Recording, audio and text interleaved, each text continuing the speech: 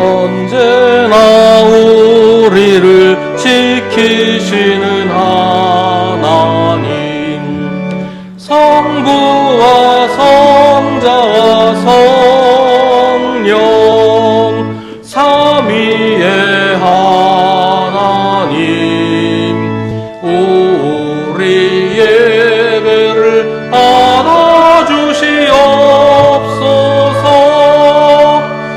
사랑이 넘치는 자비하신 하나님, 은혜가 풍성한 구원의 하나님, 참회의 심령의 평안을 주시옵고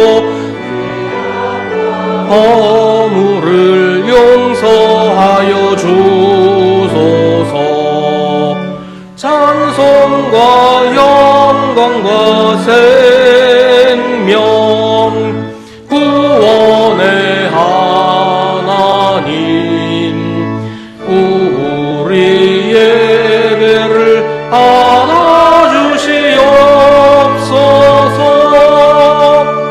연약한 심령을 굳게 채워주시고 우둔한 마음을 지혜롭게 하시고 주의 뜻 받들어 참되게 살아가며 주 말씀 따라서 용감하게 하소서. 권능과 지혜와 사랑 은혜의 하나님, 우리 예배를 받아주시옵소서.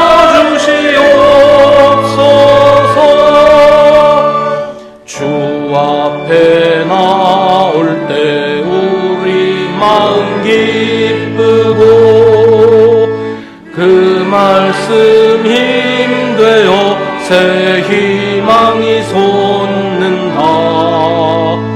고난도 슬픔도 이기게 하시옵고 영원에 잇대어 살아가게 하소서. 우리의 사랑과 기쁨 생명의 하나님, 우리 예배를 받아주시옵소서. 아멘.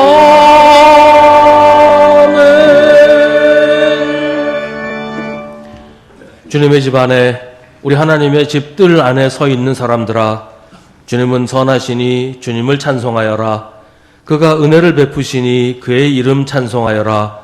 주님께서는 야곱을 당신의 것으로 택하시며 이스라엘을 가장 소중한 보물로 택하셨다. 아멘.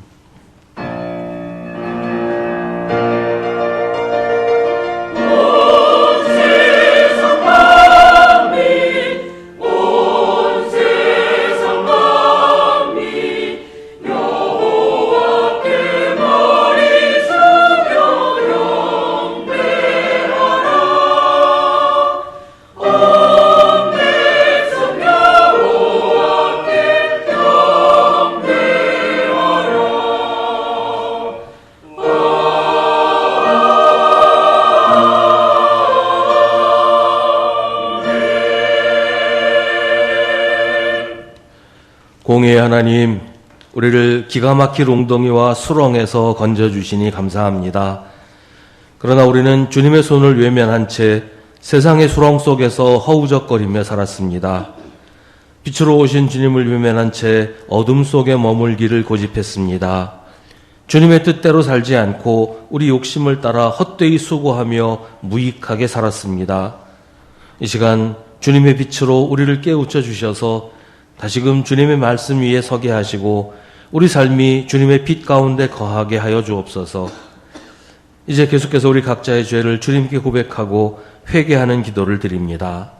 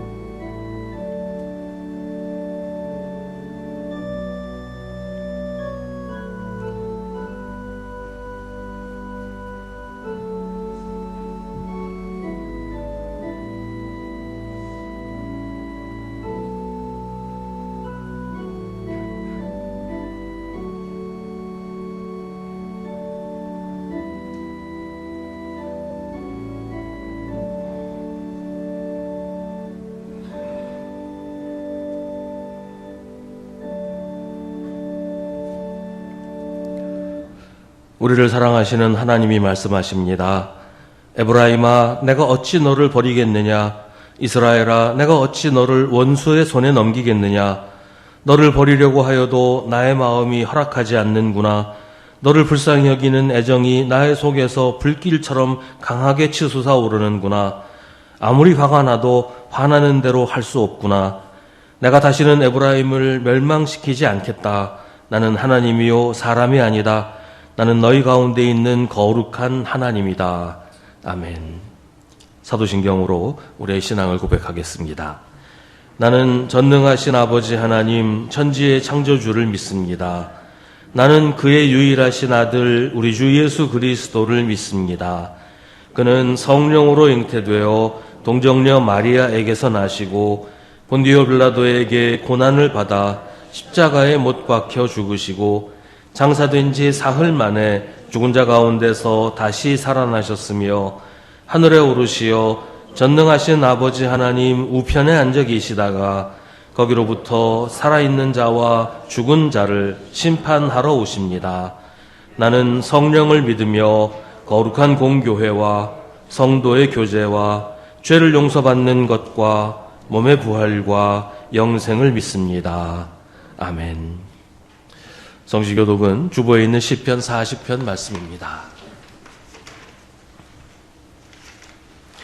내가 간절히 주님을 기다렸더니 주님께서 나를 굽어보시고 나의 울부짖음을 들어주셨네.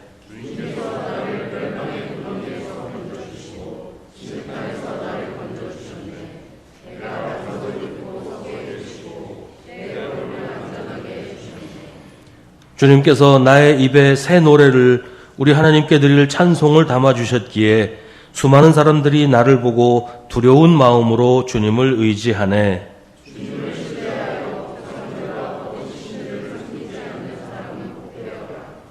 나는 많은 회중 앞에서 주님께서 나를 구원하신 기쁜 소식을 전합니다. 주님께서 아시듯이 내가 입을 다물고 있지 않을 것입니다.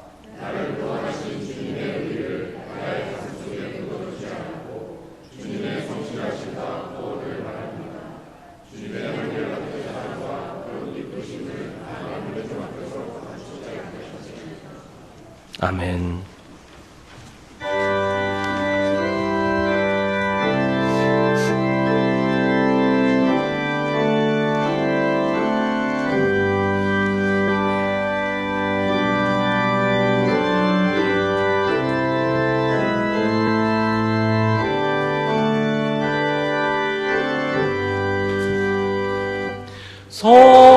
성자의 귀한 몸 나를 위하여 버리신 그 사랑 고마워라. 내 머리 숙여서 주님께 비는 말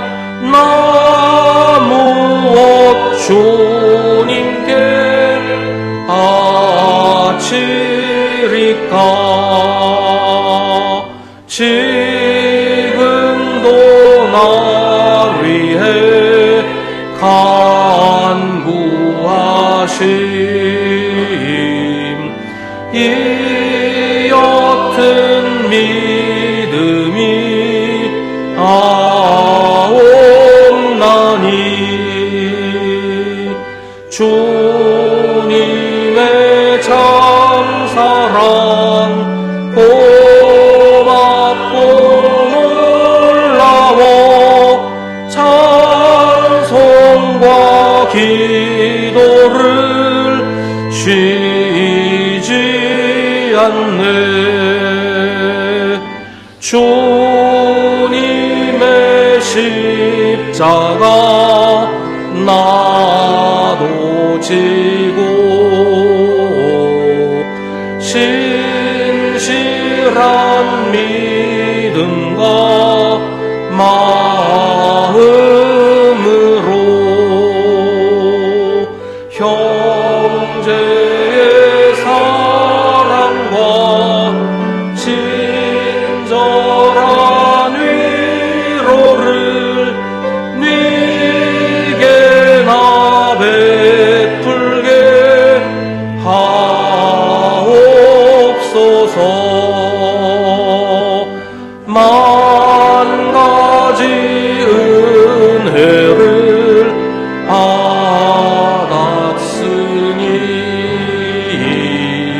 내 평생 슬프나 즐거우나 이 몸을 온전히 주님께 바쳐서 주님만 위하여 늘 살겠네. 아멘.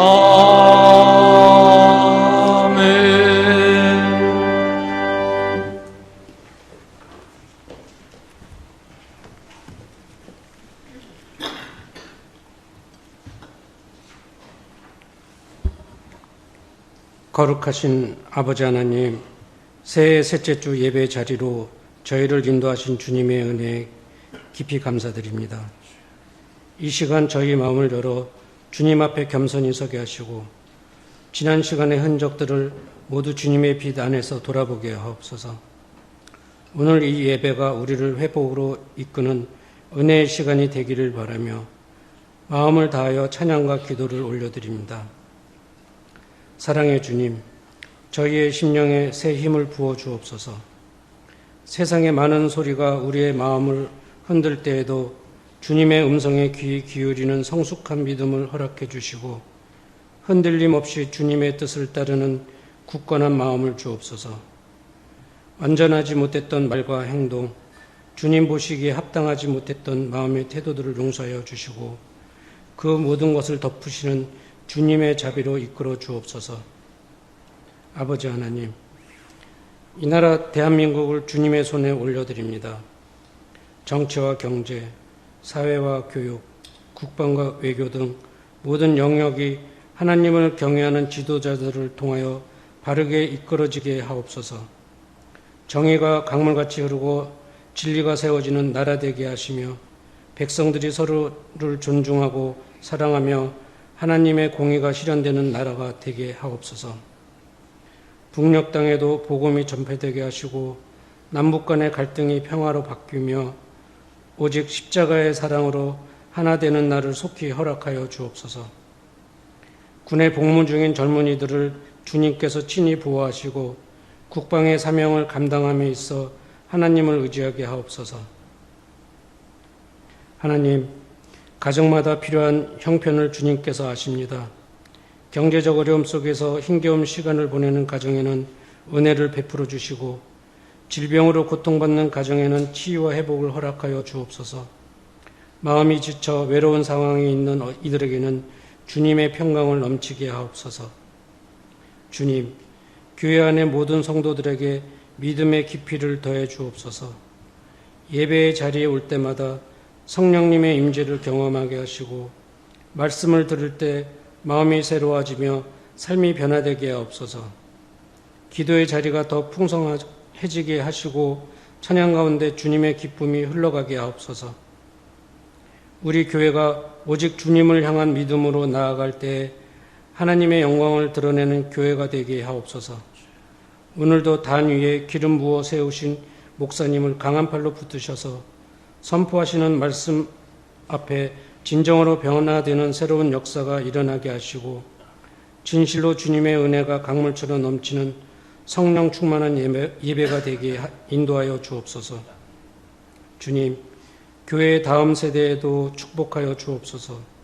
교회 학교와 청년부 그리고 새롭게 신앙을 배우는 영혼들에게 은혜를 부어주시고 진리 위에 견고한 신앙이 세워지게 하옵소서. 세상의 가치가 흔들어 놓는 시대 속에서도 진리를 사랑하고 복음을 자랑할 수 있는 담대한 믿음을 허락하여 주옵소서. 주님의 사명을 이어갈 귀한 일꾼들이 세워지게 하옵소서. 주님, 우리의 심령이 주님의 은혜로 가득 채워지게 하시고 매일의 삶이 예수님을 닮아가는 기쁨으로 풍성하게 하옵소서. 주님의 말씀과 기도 안에 머무르는 삶, 사랑과 섬김의 발걸음을 걸어가는 삶이 되게 하시며 올해의 모든 순간에 주님의 동행하심을 경험하게 하옵소서. 예수 그리스도의 이름으로 기도드립니다. 아멘. 하늘에 계신 우리 아버지, 아버지의 이름을 거룩하게 하시며 아버지의 나라가 오게 하시며 아버지의 뜻이 하늘에서와 같이 땅에서도 이루어지게 하소서. 오늘 우리에게 일용할 양식을 주시고 우리가 우리에게 잘못한 사람을 용서하여 준 것 같이 우리 죄를 용서하여 주시고 우리를 시험에 빠지지 않게 하시고 악에서 구하소서. 나라와 권능과 영광이 영원히 아버지의 것입니다. 아멘.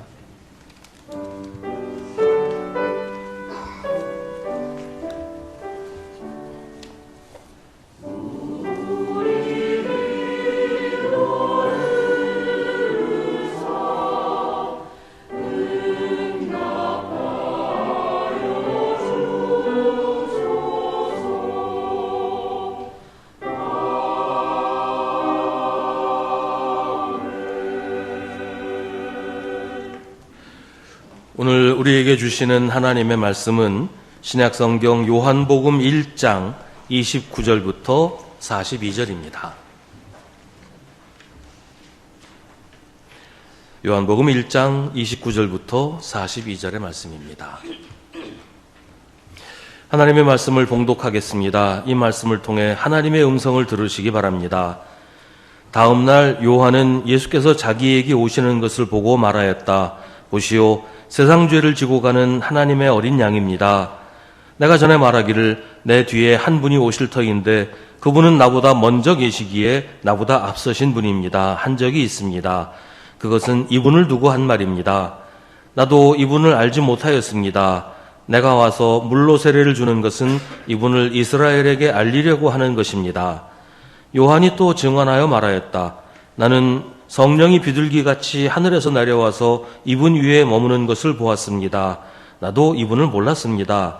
그러나 나를 보내어 물로 세례를 주게 하신 분이 나에게 말씀하시기를 성령이 어떤 사람 위에 내려와서 머무는 것을 보거든 그가 바로 성령으로 세례를 주시는 분임을 알아라 하셨습니다. 그런데 나는 그것을 보았습니다. 그래서 나는 이분이 하나님의 아들이라고 증언하였습니다.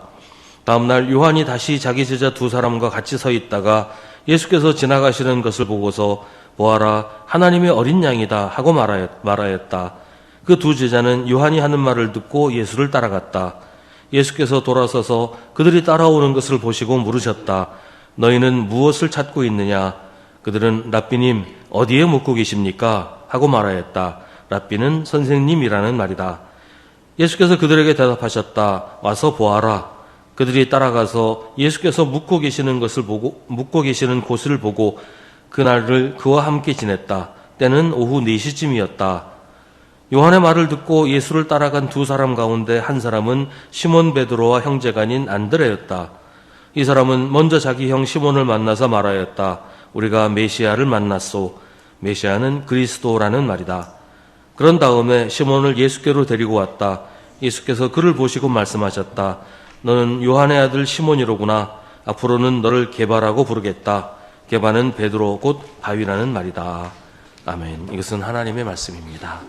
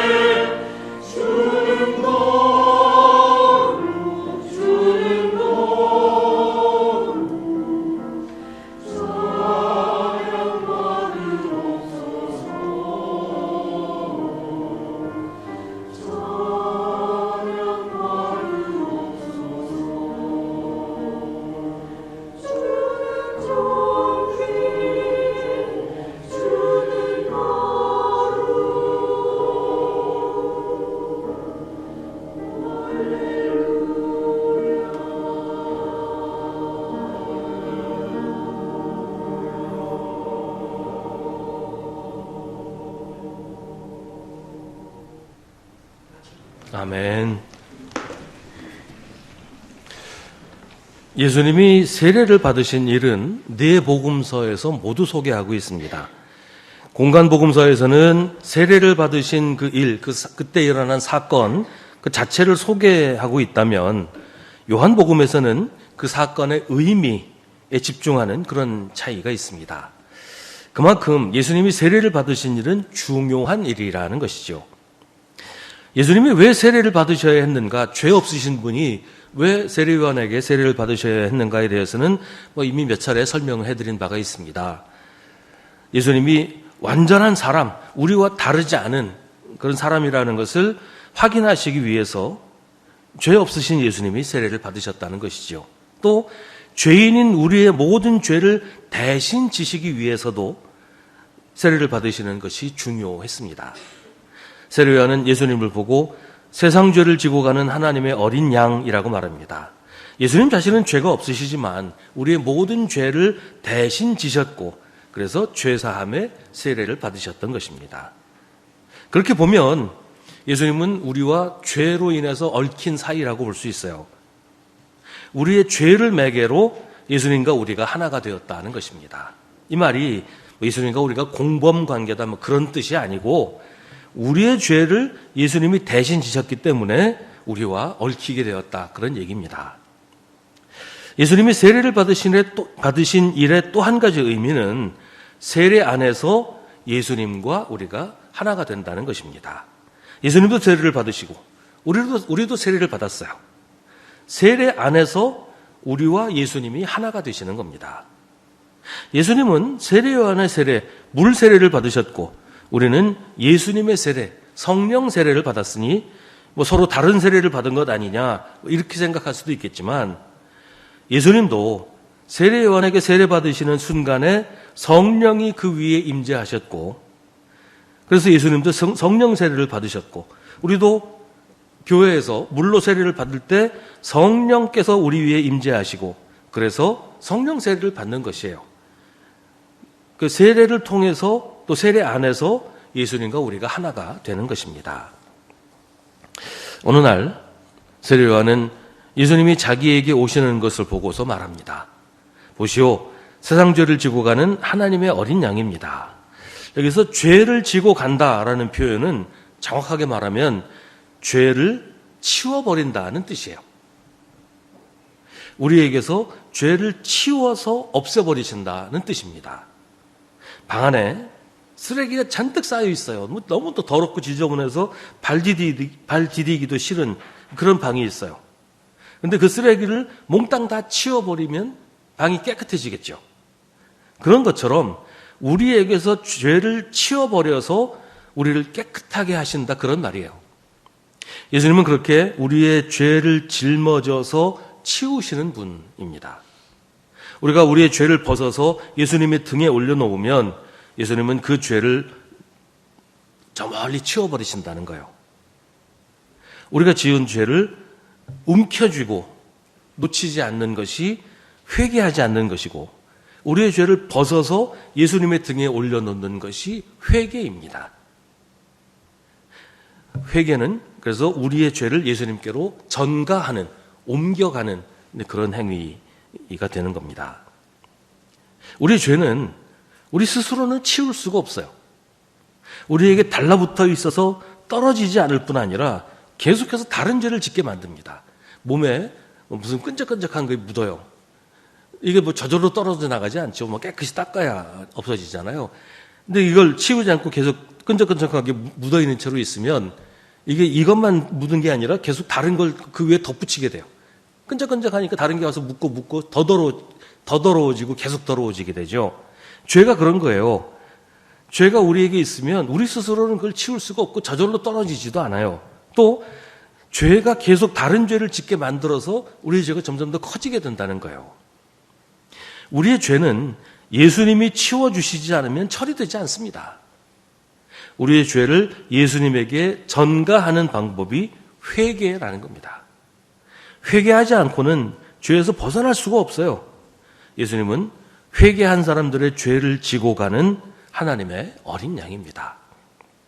세례요한은 내 뒤에 한 분이 오실 터인데 그분은 나보다 먼저 계시기에 나보다 앞서신 분이라고 말합니다. 예수님은 세례요한보다 늦게 태어나셨어요. 크게 차이가 나는 건 아니지만 어쨌든 세례요한이 먼저 태어났고 그리고 그 뒤에 예수님이 태어나셨어요. 예수님이 공생애를 시작하신 것도 세례요한보다 늦었어요. 세례요한이 먼저 활동을 시작했고 유명해지고 나서 예수님이 공생애를 시작하셨어요.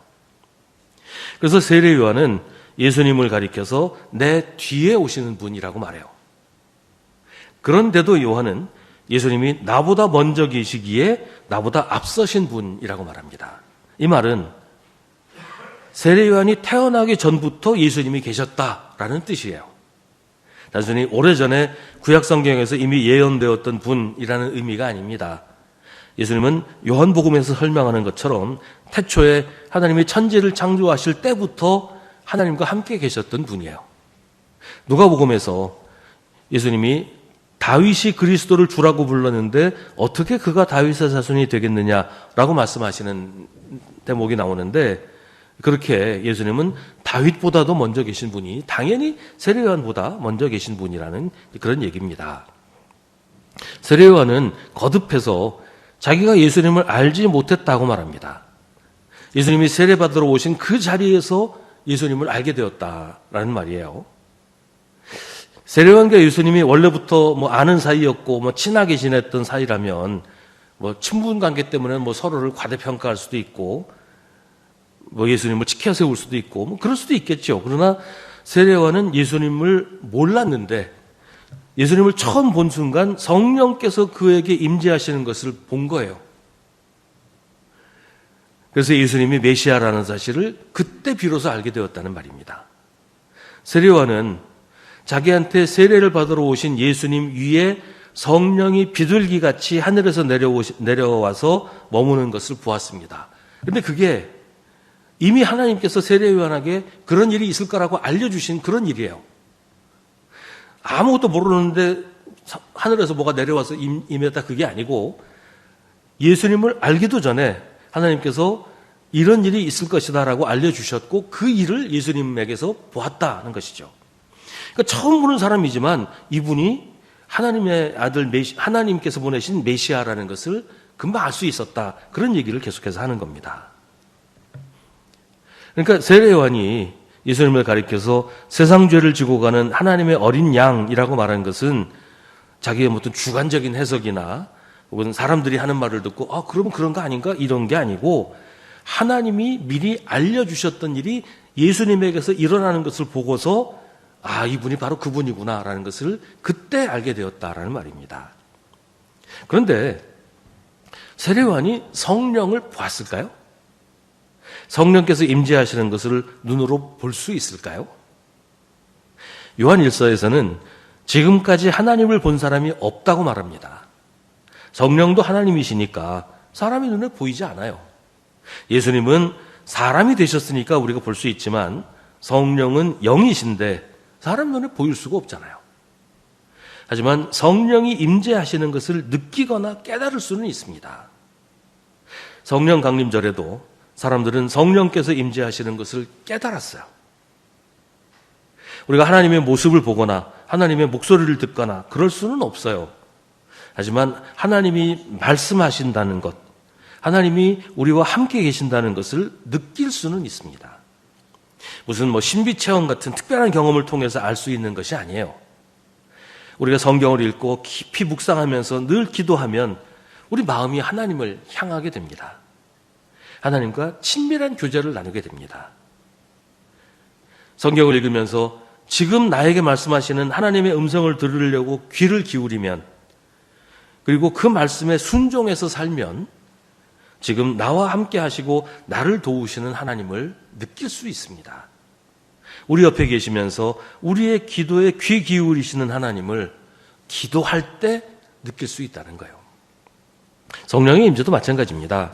성령의 임재가 예수님이 세례받으실 때처럼 성령 강림절에 임하시는 것처럼 그렇게 누구나 알 수 있을 만큼 확실하게 일어나는 경우는 많지 않아요. 오히려 우리의 마음이 늘 하나님을 향해 있으면서 조용히 하나님께 기도드리는 그 순간 우리 마음을 어루만지시는 한 성령의 손길을 우리가 느낄 수가 있게 됩니다. 내가 기도하지 못할 때에도 내 안에서 안타깝게 간구하시는 성령의 기도를 느낄 수가 있게 됩니다. 무엇보다 우리가 하나님의 말씀을 이해하고 하나님의 뜻을 깨닫고 하나님이 나와 함께 하신다는 것을 알 수 있는 가장 확실한 방법은 그 말씀대로 사는 겁니다. 하나님의 말씀에 순종하려고 힘쓰는 그때에 하나님이 내 옆에서 나를 붙잡고 계신다는 것을 느낄 수가 있게 돼요. 우리가 하나님 말씀대로 살면 하나님의 말씀이 우리를 통해 육신을 입게 됩니다. 예수님이 말씀이 육신이 되었다는 여러 가지 의미가 있지만 그 가운데 가장 중요한 것이 예수님이 온전히 하나님의 말씀에 전적으로 순종하셨다는 거예요. 예수님께서 하나님의 말씀에 전적으로 순종하셔서 말씀이 육신이 되신 것처럼 우리가 하나님의 말씀에 순종해서 살면 우리의 육신이 하나님의 말씀이 되는 겁니다. 그게 말씀이 육신이 되는 거예요. 그 말씀 안에서 예수님을 만나게 되는 거죠.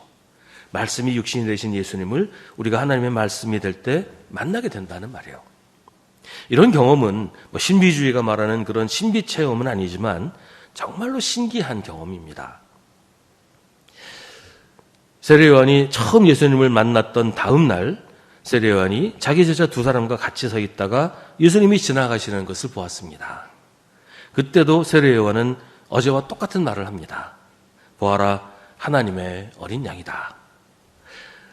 그런데 세례 요한이 하는 말을 듣고 세례 요한의 제자 그 두 사람이 세례 요한을 떠나서 예수님을 따라갑니다. 이게 제자가 스승을 배반하는 것일까요? 더 좋은 스승이 있는 것 같으니까 자기 스승 버리고 그쪽으로 간 것일까요? 아마도 이 사람들은 세례 요한이 지금 하는 말이 자기들에게 떠나라고, 나를 떠나서 예수님에게로 가라고 하는 말로 들었을 거예요. 세례 요한의 제자들이 세례 요한을 따른 이유가 뭐겠어요? 그냥 유명한 선생이니까 혹은 카리스마 있는 지도자니까 그래서 세례 요한을 따른 것일까요? 아니면 세례 요한이 성경을 잘 가르치니까 율법에 대한 지식이 많아질까 봐 그걸 기대해서였을까요? 사람들은 세례 요한을 예언자라고 생각했어요. 세례 요한의 제자들도 세례 요한을 예언자라고 생각해서 예언자의 제자가 되려고 했을 수도 있겠죠. 어쨌든 세례 요한의 제자들은 요한에게서 하나님의 말씀을 배워서 하나님의 말씀대로 살려고 하는 그런 마음이 있었어요. 그러니까 세례 요한을 따른 겁니다. 그런데 자기들의 스승이 어떤 사람을 가리키면서 세상 죄를 지고 가는 하나님의 어린 양이다 라는 말을 두 번씩 합니다. 제자들이 그 말을 어떻게 받아들였을까요? 그냥 지나가는 말로 흘려 들을 수는 없는 그런 말이잖아요. 더구나 세례 요한이 예수님을 가리켜서 자기보다 먼저 계신 분, 자기가 태어나기도 전부터 계신 분이라고 하는 것은 그동안 세례 요한이 말해왔던 그분, 세례 요한이 내가 준비하는 분이 있다, 그분이 오실 길을 내가 준비한다라고 말했던 바로 그분이라는 얘기잖아요. 그리고 그 말은 예수님이 그리스도시라는 말이잖아요. 43절에서 안드레가 자기 형인 시몬에게 내가 메시아를 만났소라고 말하는데 뜬금없이 이렇게 얘기했겠어요? 세례 요한이 저분이 메시아야 라고 말했으니까 내가 메시아를 만났소라고 말할 수 있었던 거 아닙니까?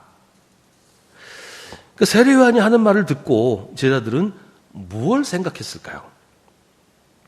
저분이 메시아라고 하는 말을 듣고 이제는 어떻게 해야 될까요? 메시아가 오셨지만 그래도 내 스승은 세례 요한이야. 그러니까 나는 세례 요한 옆에 붙어 있을래. 그게 옳은 일일까요? 이미 세례 요한은 자기 역할은 메시아가 오실 길을 준비하는 것이고 사람들을 그분에게로 보내는 게 자기 사명이라고 얘기했는데 그 메시아가 오셨는데 그럼에도 불구하고 계속 세례 요한 옆에 있어야 되는 거라고 생각할 수가 있겠냐 말이죠. 제자들은 세례 요한이 자기들에게 대놓고 저분이 메시아야 라고 말하는 것은 이제는 나를 떠나서 저분에게로 가라는 말로 들을 수밖에 없었어요. 메시아가 오셨으니까 이제는 나를 떠나서 메시아에게로 가는 것이 당연하다. 그게 세례 요한의 사명이라고 세례 요한은 말해왔고 이제 제자들을 그분에게로 보내는 겁니다. 세례 요한의 두 제자는 요한이 하는 말을 듣고 예수님을 따라갑니다. 예수님은 그들이 따라오는 것을 보시고서 너희는 무엇을 찾고 있느냐라고 물으십니다. 그들이 세례 요한을 대신할 또 다른 스승을 찾고 있는지 아니면 메시아를 찾아왔는지 그들에게 대답해보라고 말씀하시는 거예요. 두 사람은 예수님에게 어디에 묻고 계시냐고 묻습니다. 아직은 예수님을 랍비라고 불러요. 아직은 메시아라고 부르지를 못합니다. 그 마음에 확신이 없었던 거겠지요. 그들이 예수님에게 어디에 묻고 계시냐고 묻는 것은 예수님께서 어떤 분이신지 좀 더 알고 싶다. 그리고 예수님이 메시아라는 확신이 들 때 함께 하겠다라고 하는 의도를 밝히는 겁니다. 그동안의 삶을 정리하고 예수님과 합류하기 전에 한번 예수님의 진짜 모습을 보고 싶다라는 것이죠. 그래서 예수님이 묵고 계시는 곳에서 하루를 함께 지내고 일단 집으로 돌아갑니다. 그 두 제자, 세례요한의 두 제자 가운데 한 사람이 안드레였는데 요한의 아들이었고 시몬 베드로의 동생이었습니다. 안드레는 먼저 자기 형 시몬을 만나서 말합니다. 우리가 메시아를 만났어. 안드레는 예수님과 함께 하루를 보내고서 확신을 가지게 되었어요. 예수님이야말로 우리가 그토록 기다리던 메시아시로구나.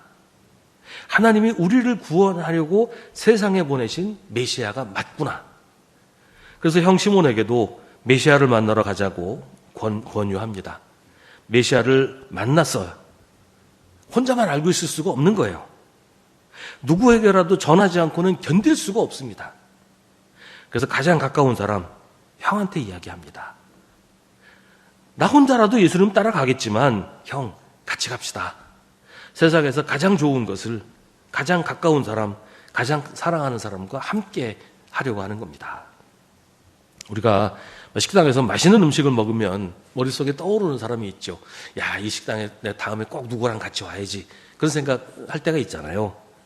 하다못해 음식도 그런데 메시아를 만나고서 아무한테도 말하지 않고 혼자만 알고 있을 수는 없지 않아요. 우리가 전도를 하는 것도 우리 교회 교인 한 사람 늘어나게 하려는 목적이 아니잖아요. 내가 만난 예수님을 알려주려는 겁니다. 나만 알고 있을 수 없어서 같이 알려고 하는 겁니다. 나 혼자 구원받을 수 없으니까 함께 구원받자고 하는 겁니다. 내가 만난 예수님이 매력도 없고 그냥 귀찮기만 한 존재라면 뭐 누구한테 그 얘기를 하겠어요. 우리에게 예수님은 어떤 분입니까? 누구한테 소개하기도 부끄러운 분입니까? 그래서 우리가 전도하지 않는 것입니까? 안드레는 가장 먼저 자기 형 시몬에게 말합니다. 우리가 메시아를 만났어. 그리고 시몬을 예수님에게로 데리고 갑니다. 예수님은 시몬을 보시고서 말씀하십니다. 너는 요한의 아들 시몬이로구나. 앞으로는 너를 게바라고 부르겠다. 게바는 당시 유대인들이 사용하던 아람어예요. 공용어인 그리스 말로는 베드로입니다. 게바와 베드로는 같은 단어예요. 하나는 아람어고 하나는 그리스어고 둘 다 바위라는 뜻입니다. 오늘 말씀을 읽으면서 한 가지 궁금한 것이 있어요. 세례 요한은 왜 예수님을 따라가지 않았을까요? 예수님이 메시아라는 사실을 알았으면서 그래서 자기 제자들을 예수님에게로 가라고 그랬으면서 왜 자기는 가지 않았을까요? 그의 명성과 사회적인 지위가 그의 발목을 잡은 것일까요? 자기가 나이도 더 많고 뭐 나이라 봐야 뭐 몇 달 차이지만 나이도 더 많고 데뷔도 빨리 했는데 예수님의 제자가 되는 게 부끄러웠을까요? 아무튼 세례 요한은 예수님을 따라가지 않았습니다. 메시아인 줄 알고서도 말이에요. 뻔히 알면서도 하지 않는 일이 있고 뻔히 아닌 줄 알면서도 하는 일들이 우리한테도 많이 있지 않습니까? 뭐 명예나 체면이나 혹은 우리의 지위나 재산이나 뭐 그런 것 때문에 그렇게 하는 경우들이 많이 있어요. 성경에도 그런 사람들이 많이 나와요. 누가복음에서 예수님이 이런 말씀을 하신 적이 있어요. 내가 너희에게 말한다. 여자가 낳은 사람 가운데서 세례자 요한보다 더 큰 인물이 없다. 그러나 하나님 나라에서는 가장 작은 자라도 요한보다 더 크다. 세례 요한이 천국까지 못됐다 그런 말이 아니에요. 다만 아무리 세상에서 인정받고 유명한 사람이라도 예수님을 따르지 않는 사람은 하나님 나라에서 인정받지 못한다는 겁니다. 오늘 말씀은 세례 요한을 통해서 예수님이 어떤 분이신지를 우리에게 알려줍니다. 우리가 믿는 예수님은 우리처럼 세례를 받으셔서 우리와 같은 사람이라는 것을 보여주셨습니다. 그러나 예수님은 우리와 같기만 하신 것이 아니라 우리의 죄를 치워버리셔서 우리를 깨끗하게 만들어주시는 하나님의 어린 양입니다. 우리에게서 죄를 없애시고 우리를 거룩하고 정결하게 하셨습니다. 그래서 우리를 구원하신 우리의 주님이십니다. 죄의 문제는 우리 스스로 해결할 수가 없어요.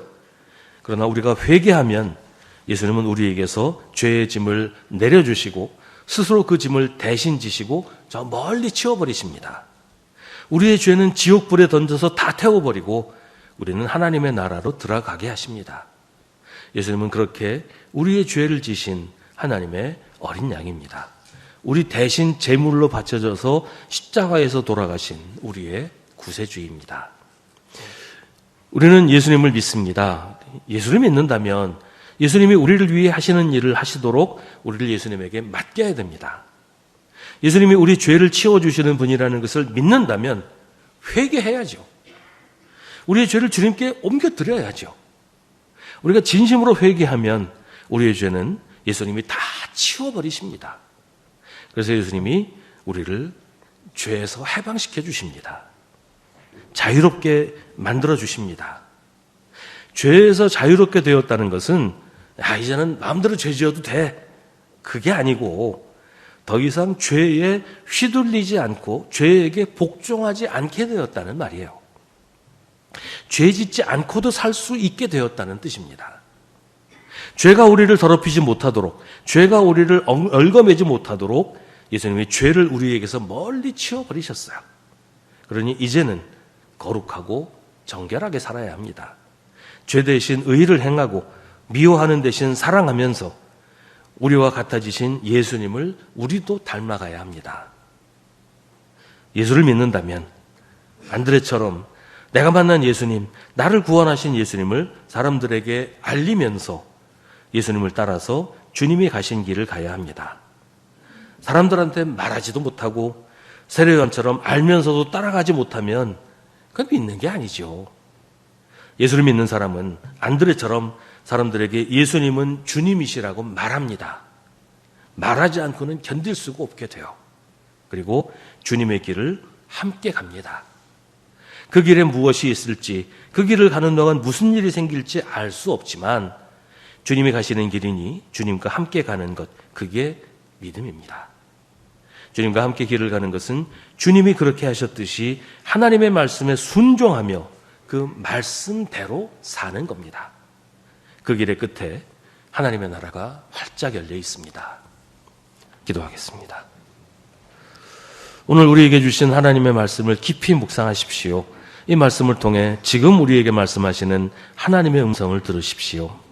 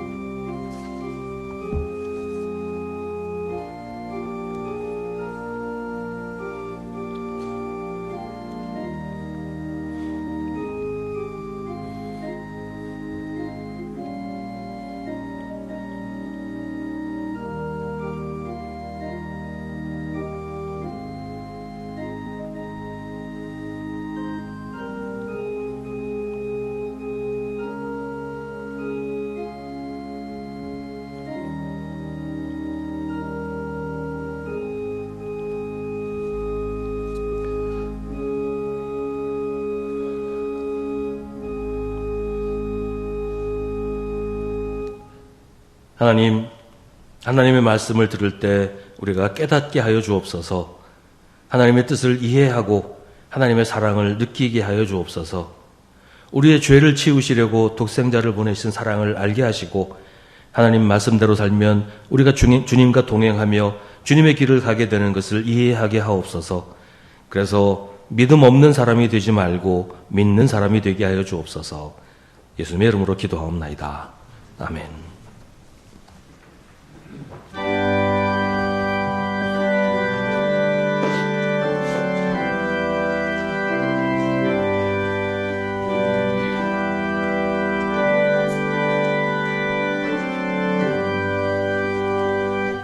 나 같은 죄인 살리신 주 은혜 놀라워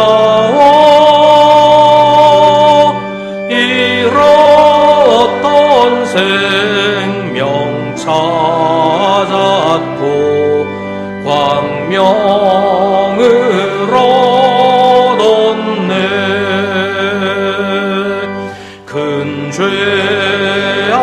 죄악에서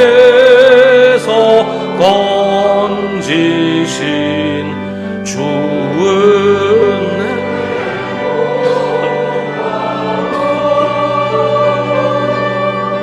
나 처음 믿은 그 시간 귀하고 귀하다 이제껏 내가 산 것도 주님의 은혜라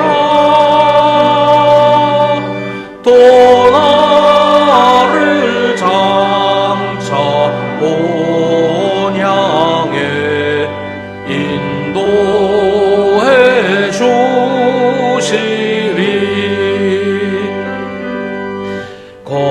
거기서 우리 영원히 주님의 은혜로 해처럼 밝게 살면서 주 찬양하리라.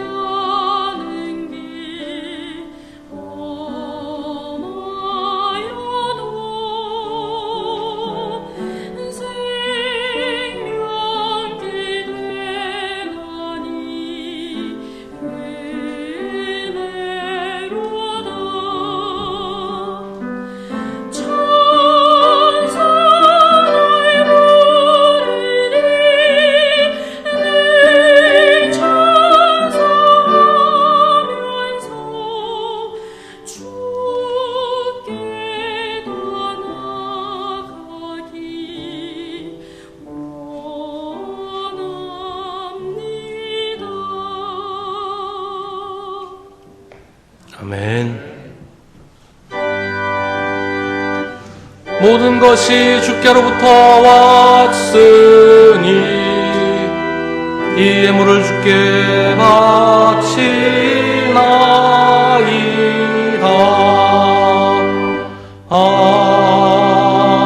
아멘. 사랑하는 하나님, 어떤 이유로든 저희 마음에 주님께 바치는 것을 아까워하지 않게 하여 주시기를 원합니다. 많이 바치지 못한 것을 안타깝게 여기는 마음보다 바친 것을 아까워하는 마음이 항상 더 큽니다. 더 주시면 더 바칠 거라고 말은 하지만 더 주시면 욕심만 더 커지는 게 저희들입니다. 주님, 저희의 이 어리석음을 불쌍히 여기시고 용서하여 주옵소서. 하나님께서 저희에게 주시는 기회를 저희가 소홀히 여기지 말게 하시고 항상 저희에게 새로운 길을 열어주시는 주님의 인도하심을 외면하지 않게 하시옵소서. 가정에서, 일터에서, 이웃들 사이에서, 그리고 교회에서도 주님이 하라고 하시는 일은 기쁜 마음으로 하게 하시고 주님이 맡기시지 않은 일 때문에 주님의 일이 소홀해지지 않도록 저희를 인도하여 주시옵소서. 주님, 날씨가 추워지고 있습니다. 주님의 따뜻한 숨결로 저희 얼어붙은 마음을 녹여주시고 움츠린 가슴 활짝 펴게 하셔서 주님의 이름을 크게 외치며 세상에서 살게 하시옵소서.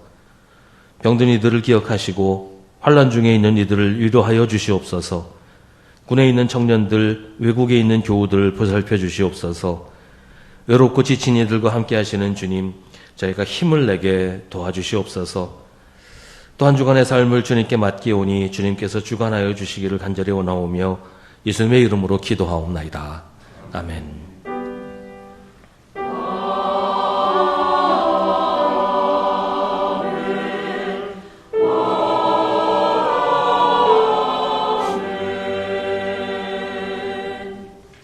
잠시 자리에 앉으시기 바랍니다. 우리 함께 예배드린 성도들과 인사 나누겠습니다. 주님의 이름으로 문안하시고 인사하십시다. 우리 매일 저녁 9시에 교회를 위해서 기도하실 때 이번 한 주간은 교회의 모든 직분자들이 하나님께 충성하도록 기도해 주시기 바랍니다. 지난주 공동의회에서 2025년 결산과 2026년 예산을 결의했습니다. 오늘 오후 1시 30분에 본당에서 주일 선교 공부를 합니다. 청년부 겨울 수련회가 오늘까지 계속됩니다. 위에서도 기도해 주시기 바랍니다. 다음 주일 2부 예배 후에 교구별 모임을 합니다. 다음 주 오후 1시 30분에는 당회실에서 1월 정기당회를 모입니다. 1월 28일 수요기도회는 충성교구가 주관하는 구역연합예배입니다. 우리 구역연합예배 한 달에 한 번 드리는데 우리 모든 교구에서 좀 모이기에 힘써서 풍성한 시간이 되도록 힘써 주시기를 바랍니다. 2025년 성경 일독 하신 분은 다음 주일까지 알려주시기를 바랍니다. 2025년 기부금 납입 증명서 필요하신 분은 교역자실로 신청하시기 바랍니다. 오늘 주일 공동 식사는 소망교구에서 준비하셨습니다. 2월 1일 주일 공동 식사는 사랑교구에서 준비합니다. 저는 이번 한 주간 기도원에 다녀옵니다. 저를 위해서도 기도해 주시기 바랍니다. 이 시간 함께 중보의 기도를 드리겠습니다. 날씨가 추워진다고 하는데 추위에 힘들어하는 이웃들 우리 주변에도 많이 있습니다. 오늘은 겨울을 힘들게 보내야 하는 우리 이웃들을 기억하면서 그들을 위해서 기도하겠습니다.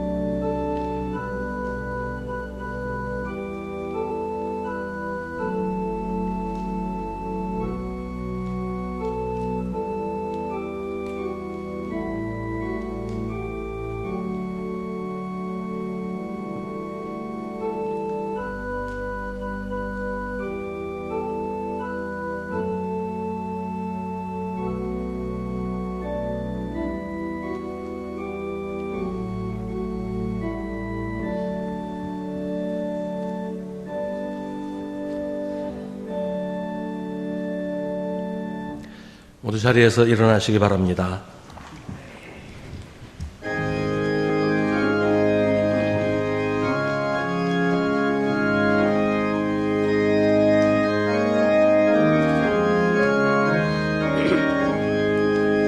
시온의 영광이 빛나는 아침 어둡던 이 땅이 밝아오네. 슬픔과 애통이 기쁨이 되니 시온의 영광이 비춰오네. 시온의 영광이 빛나는 아침 매였던 종들이 돌아오네. 오래전 선지 선지자 꿈꾸던 복을 만민이 다 같이 누리겠네. 보아라 광야에 화초가 피고 말랐던 시냇물 흘러오네. 이 산과 저 산이 마주쳐 울려 주 예수 은총을 찬송하네. 땅들아 바다야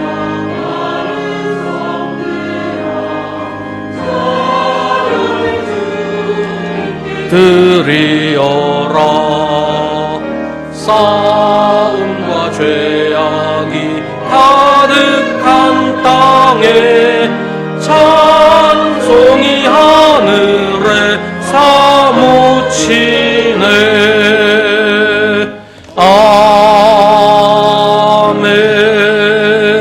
아멘. 하나님의 말씀을 가지고 주님의 이름으로 세상에 나아갑시다. 우리 구주 예수 그리스도의 은혜와 하나님 아버지의 사랑과 성령의 사귐이 주님을 예배하는 사랑하는 주님의 자녀들에게 언제나 언제까지나 함께 하시기를 간절히 축원하옵나이다. 아멘.